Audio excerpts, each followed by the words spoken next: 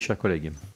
alors j'ai deux prises de parole et je laisse la parole à Monsieur Didier Legac.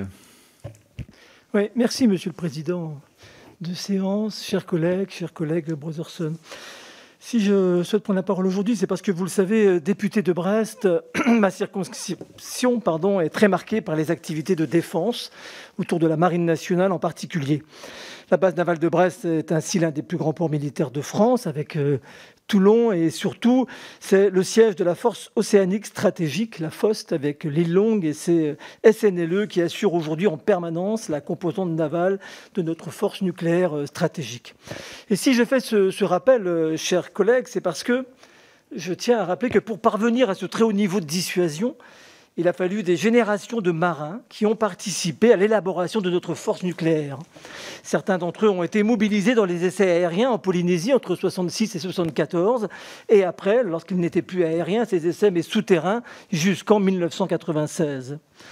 Aussi, au moment où nous examinons cette PPL dédiée à la réparation des conséquences des essais nucléaires, je veux moi aussi, bien évidemment, rendre hommage aux populations civiles de Polynésie qui ont pu être exposées et qui ont été exposées aux effets de ces expérimentations. Mais je tiens aussi aujourd'hui également à souligner avec toute la mesure, la dignité et la gravité nécessaires la situation des militaires, marins d'État, présents dans les différents ateliers, navires ou unités sur zone, à cette époque, à qui on disait aussi qu'il n'y avait pas de protection particulière et qu'il n'y avait pas de danger particulier. Je rencontre fréquemment ces anciens marins et leurs familles au sein d'associations comme la FNOM, et je vous remercie,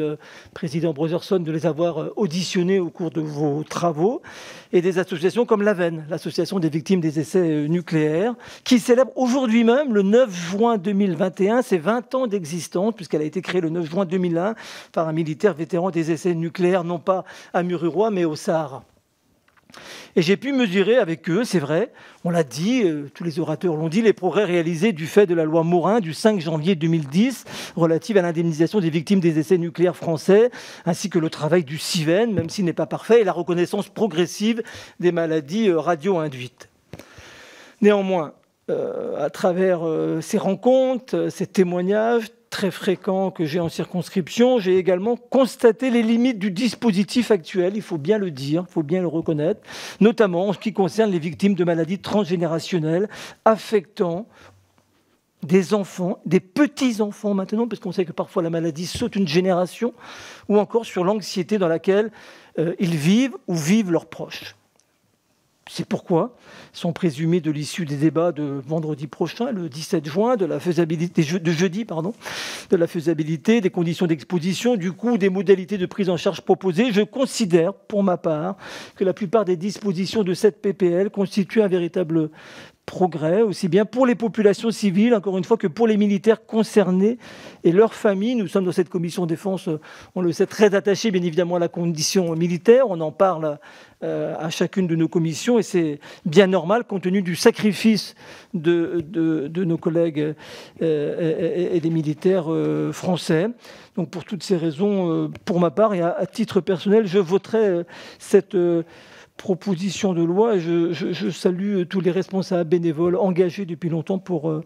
reconnaître les conséquences de ces essais. Et j'ai d'ailleurs aussi, pour terminer, j'ai d'ailleurs écrit aussi à l'Élysée pour solliciter le président de la République et pour lui demander également d'associer à la table ronde. C'est bien, le président de la République va s'engager, une table ronde, à associer non seulement les Polynésiens, mais je sais que vous êtes d'accord avec ma proposition, chers collègues, puisqu'on en a parlé très récemment, associer également les membres de l'AVEN ou des anciens militaires à cette table ronde, parce que je pense que c'est la moindre des choses qu'on leur doit, eux aussi, de les associer. Donc voilà ce que je voulais vous dire, chers collègues. Merci beaucoup.